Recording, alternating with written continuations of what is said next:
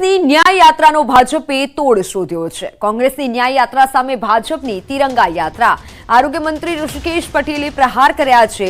ન્યાય યાત્રા નહીં પરંતુ અન્યાયની પ્રાયશ્ચિત યાત્રા છે। કોંગ્રેસે તેમનો પાછળનો ઇતિહાસ જોઈ લેવો જોઈએ। 9 ઓગસ્ટથી કોંગ્રેસની ન્યાય યાત્રાની શરૂઆત થવા જઈ રહી છે તો 10 ઓગસ્ટથી તિરંગા યાત્રાનો પણ શુભારંભ થશે। આ સાથે તેમણે કહ્યું કે અત્યારે ફાર્મા સેક્ટરમાં 86 માંથી 90 સ્કોર સાથે આગળ છીએ। દેશમાં ઘણા બધા ફિલ્ડમાં ગુજરાત આગળ આવ્યું છે। સમગ્ર દેશમાં ગુજરાતથી ખેડૂતો માટેની આવક વધી છે। ખેડૂતોની આવક વધારવા સરકારે પ્રયત્નો પણ કર્યા છે।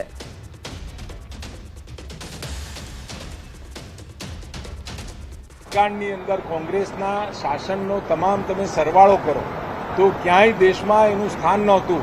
આજે દેશમાં એટલા બધા સેક્ટરોમાં એટલા બધા ફિલ્ડની અંદર આજે આગળ આવી રહ્યું છે ગુજરાત, અને એમના પાછલા વર્ષોનો ઇતિહાસ પણ જો એ જરા જોઈ લે તો મને લાગે છે કે આવતા સમયની અંદર આ ન્યાય યાત્રા નહીં, એમને અન્યાય કરેલાની પ્રાયશ્ચિત યાત્રા છે। બાંગ્લાદેશની રાજકીય ઘટના બાદ ભારતના નિકાસકારો પર સૌથી મોટી અસર જોવા મળી રહી છે। અમદાવાદના વટવા નરોડા ઓઢવના નિકાસકારોના 800 કરોડ રૂપિયા અટવાયા છે।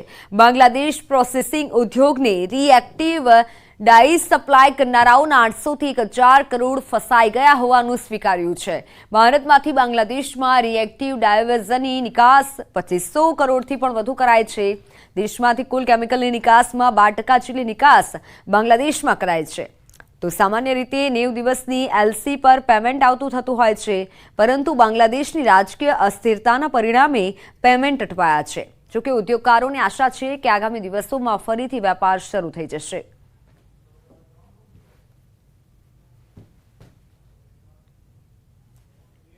પર્ટિક્યુલરલી ડાઈઝ એન્ડ ડાઈઝ ઇન્ડસ્ટ્રીઝમાંથી અહીંયાથી 200 કરોડનું ટર્નઓવર દર મહિને થાય છે ત્યાં આગળ, અને અહીંયાથી બધો ટેક્સટાઇલમાં જે કેમિકલ્સ અને ડાઈઝ ઉપયોગ થાય છે એ બધું અહીંયાથી જાય છે। એટલે ટેક્સટાઇલ ઇન્ડસ્ટ્રી જે એક ત્યાંનું બહુ મોટું એક્સપોર્ટ છે બાંગ્લાદેશનું, તો એના હિસાબે એની અસર એમને ટેક્સટાઇલ ઇન્ડસ્ટ્રી ઉપર પડે એટલા માટે અહીંયાથી આ જાય છે। હાલ આપણે લગભગ ડાયસ્ટપમાંથી રિએક્ટિવ ડાઈઝ વધારે એક્સપોર્ટ આપણે કરી રહ્યા છીએ બાંગ્લાદેશની અંદર। સ્થગિત થશે પણ અટવાશે નહીં, એટલે પૈસા લગભગ 8 થી 10,000 કરોડ 800 થી 1000 કરોડ રૂપિયાનો વેપાર જે ખરો એમાં ડિલે થશે પણ પૈસા અટવાશે નહીં આપણા। રહી વાત ઓગસ્ટ મહિનાના ઓર્ડરની, તો પાર્ટી સાથે આજે સવારે જ મારે વાત થઈ છે। ઓફિસો ઓપન થઈ ગયેલી છે, બેન્કો પણ ખુલી ગયેલી છે। આમ પબ્લિક માટે હરવા ફરવાનું કોઈ તકલીફ નથી ઢાકાની અંદર।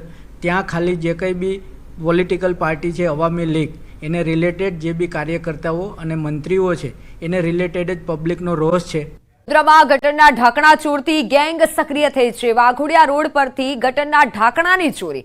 શાંતિનિકેતન સોસાયટીમાં ગટરનું ઢાંકણું ચોરતી ગેંગ સીસીટીવીમાં કેદ થઈ છે। સીસીટીવીમાં સાફ જોઈ શકાય છે કે ગટર પાસે જ રિક્ષા ઊભી રાખી પડવાળમાં જ ગટરનું ઢાંકણું ચોરી પલાયન થઈ જાય છે આ ગેંગ। પાલિકાએ પોલીસને જાણ કરતા તપાસ હાથ ધરાઈ। પોલીસે ઢાંકણા ચોરની શોધખોળ હાથ ધરી છે।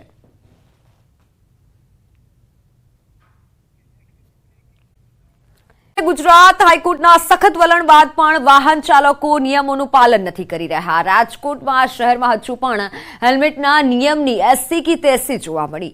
અમારા સંવાદદાતા કેટલાક 2 વ્હીલર ચાલકોને કેમેરામાં કેદ કર્યા છે, જેઓ હેલ્મેટ ના પહેરવાના અલગ અલગ કારણો બતાવી રહ્યા હતા, તો કેટલાક કાયદાના પાઠ ભણાવતા પણ નજરે પડ્યા।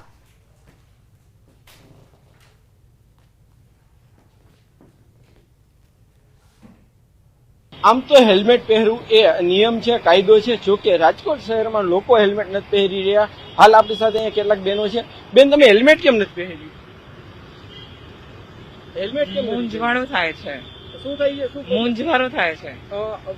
એક્સિડન્ટ થવાની બીક લાગે છે? ના ના, મૂંઝવારો થાય છે। આમ પહેરીએ ને તો આમ સફોકેશન થાય છે। પણ નિયમ છે, સરકાર દ્વારા પણ કહેવામાં આવ્યું છે, શું કહેશો? હું પહેરી આવીશ। હવે પહેરશો? હા, ચોક્કસથી અહીંયા અન્ય બેન છે। બેન, આપે હેલ્મેટ નથી પહેર્યું, શું કહેશો? એ મૂંઝવારો થાય ને એટલે શું તકલીફ શું થઈ? મૂંઝવારો થાય છે। એમની પણ હેલ્મેટ નો પહેરો તો એક્સિડન્ટ થવાની ડર લાગે છે, શું થઈ? મજા જ નથી આવતી એટલે હેલ્મેટ પહેરવામાં। પણ બેન, મજા નો આવે, આ તો નિયમ છે, નિયમોનું કાંઈ વાંધો નહીં। ચોક્કસથી હાલ જે રીતના વાત કરવામાં આવે તો કેટલાક લોકો છે તે અલગ અલગ કારણો આપી રહ્યા છે. હાલ આપણી સાથે અહીંયા એક ભાઈ છે, આપણે એમની સાથે વાત કરીશું. મોટા ભાઈ, હેલ્મેટ કેમ નથી પહેર્યું? હેલ્મેટ કેમ નથી પહેર્યું? હેલ્મેટ લઈ લેવી હાલો, બીજું હોય એમની અત્યારે કેમ નથી પહેર્યું? ખ્યાલ નતો, લઈ લેવી હાલો. આમ નિયમ છે અને નિયમ છે ને સાહેબ, એ હું એક વાત કરું તમને.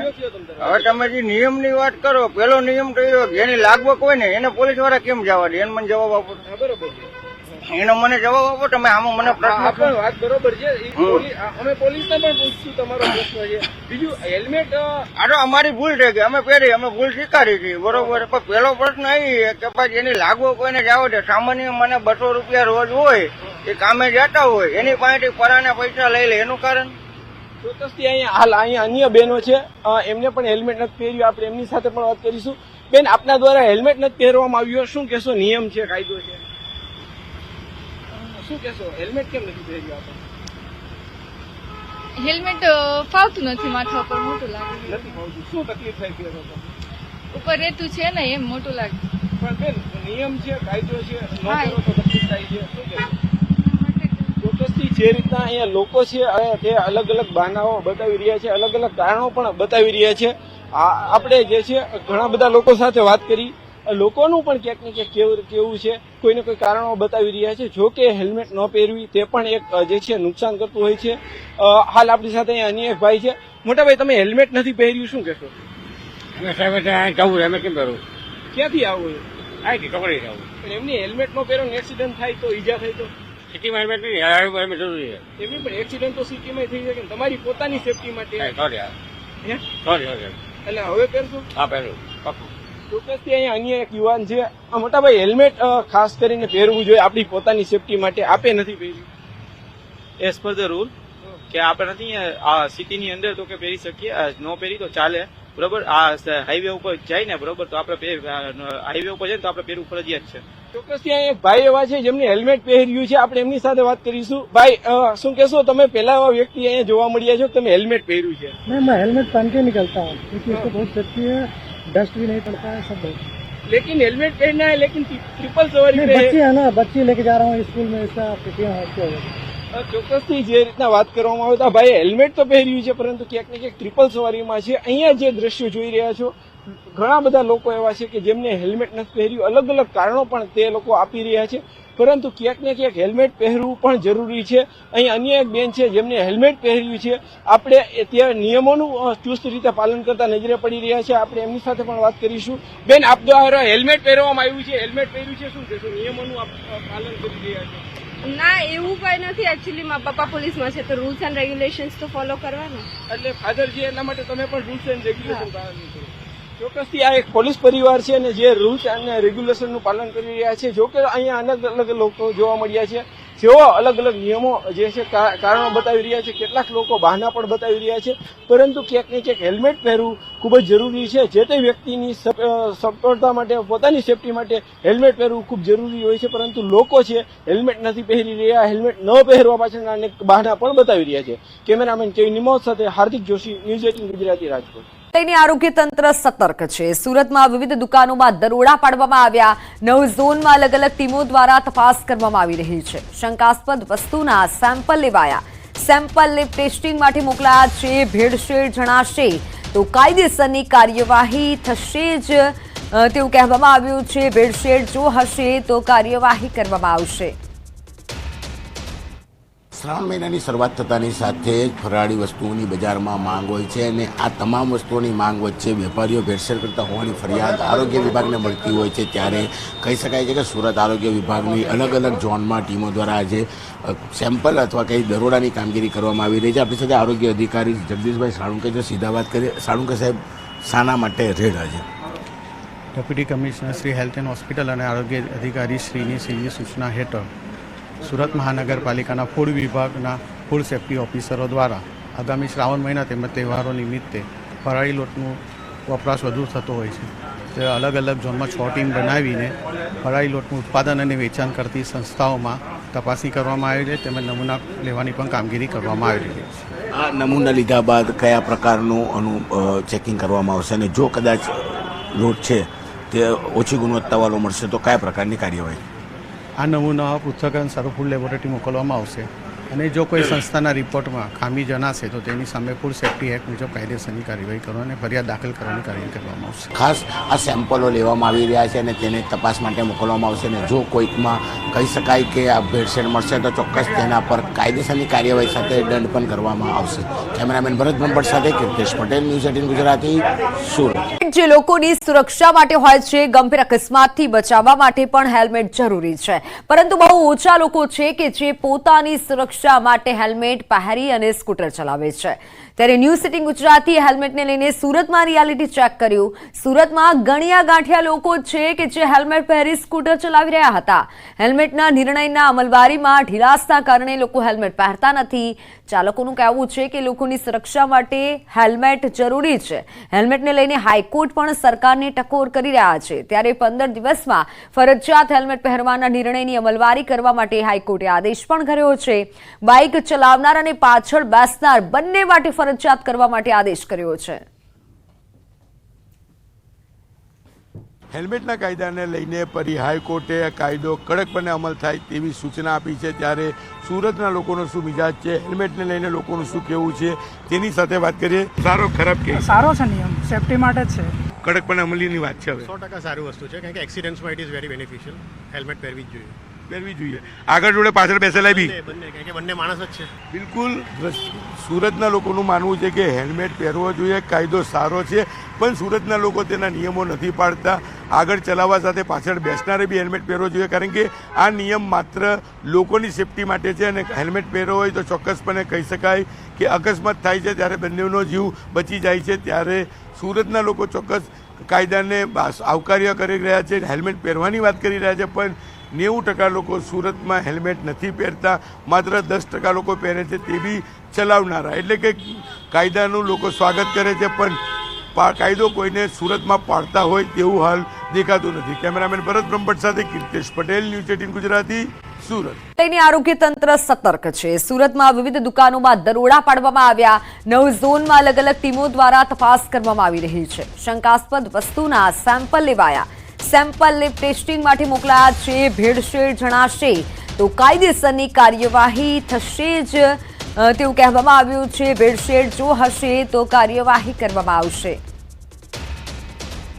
શ્રાવણ મહિનાની શરૂઆત થતાની સાથે જ ફરાળી વસ્તુઓની બજારમાં માંગ હોય છે અને આ તમામ વસ્તુઓની માંગ વચ્ચે વેપારીઓ ભેળસેળ કરતા હોવાની ફરિયાદ આરોગ્ય વિભાગને મળતી હોય છે. ત્યારે કહી શકાય છે કે સુરત આરોગ્ય વિભાગની અલગ અલગ ઝોનમાં ટીમો દ્વારા આજે સેમ્પલ અથવા કંઈ દરોડાની કામગીરી કરવામાં આવી રહી છે. આપણી સાથે આરોગ્ય અધિકારી જગદીશભાઈ સાળુંકે છે. સીધા વાત કરીએ. સાળુંકે સાહેબ, શાના માટે રેડ આજે? Deputy commissioner Shri health and hospital અને આરોગ્ય અધિકારી શ્રીની સીધી સૂચના હેઠળ સુરત મહાનગરપાલિકાના ફૂડ વિભાગના ફૂડ સેફ્ટી ઓફિસરો દ્વારા આગામી શ્રાવણ મહિના તેમજ તહેવારો નિમિત્તે ફરાળી લોટનું વપરાશ વધુ થતો હોય છે. તે અલગ અલગ ઝોનમાં 6 ટીમ બનાવીને ફરાળી લોટનું ઉત્પાદન અને વેચાણ કરતી સંસ્થાઓમાં તપાસણી કરવામાં આવી છે, તેમજ નમૂના લેવાની પણ કામગીરી કરવામાં આવી રહી છે. આ નમૂના લીધા બાદ કયા પ્રકારનું ચેકિંગ કરવામાં આવશે અને જો કદાચ લોટ છે તે ઓછી ગુણવત્તાવાળો મળશે તો કયા પ્રકારની કાર્યવાહી? આ નમૂના પૃથ્થકરણ સારું ફૂડ લેબોરેટરી મોકલવામાં આવશે અને જો કોઈ સંસ્થાના રિપોર્ટમાં ખામી જણાશે તો તેની સામે ફૂડ સેફ્ટી એક્ટ મુજબ કાયદેસરની કાર્યવાહી કરવા અને ફરિયાદ દાખલ કરવાની કાર્યવાહી કરવામાં આવશે. ખાસ આ સેમ્પલો લેવામાં આવી રહ્યા છે અને તેને તપાસ માટે મોકલવામાં આવશે અને જો કોઈકમાં કહી શકાય કે આ ભેળસેળ મળશે તો ચોક્કસ તેના પર કાયદેસરની કાર્યવાહી સાથે દંડ પણ કરવામાં આવશે. કેમેરામેન ભરત બ્રહ્મભટ્ટ સાથે કીર્તેશ પટેલ, ન્યૂઝ 18 ગુજરાતી, સુરત. રાષ્ટ્રથી હર ઘર તિરંગા યાત્રાનો પ્રારંભ થશે. રાજકોટમાં સીએમ ભૂપેન્દ્ર પટેલ પ્રારંભ કરાવશે. 10 થી 14 ઓગસ્ટ હર ઘર તિરંગા યાત્રાનું આયોજન કરાયું છે. રાષ્ટ્રીય અધ્યક્ષ જેપી નડ્ડા પણ આ યાત્રામાં જોડાઈ શકે છે. રેસકોર્સ નજીક આવેલ સરદાર પટેલના સ્ટેચ્યુ ખાતેથી યાત્રાની શરૂઆત થશે. તંત્ર દ્વારા યાત્રાની તડામાર તૈયારીઓ શરૂ કરવામાં આવી છે. સીએમ ભૂપેન્દ્ર પટેલ આ યાત્રાનો શુભારંભ કરાવશે. હર ઘર તિરંગા અભિયાન યોજાશે. રાજકોટમાં સીએમ ભૂપેન્દ્ર પટેલ પ્રારંભ કરાવશે. 10 ઓગસ્ટથી રાજકોટમાં હર ઘર તિરંગા યાત્રા કાર્યક્રમ યોજાશે અને આ યાત્રાનું સીએમ ભૂપેન્દ્ર પટેલ દ્વારા આગમન થશે. તો સીએમ ભૂપેન્દ્ર પટેલ તેનો શુભારંભ કરાવવાના છે અને એક તરફ કોંગ્રેસ દ્વારા પણ જે શરૂ કરવામાં આવી છે યાત્રા અને તેને લઈને સામે ભાજપ દ્વારા પણ અભિયાન શરૂ કરાયું.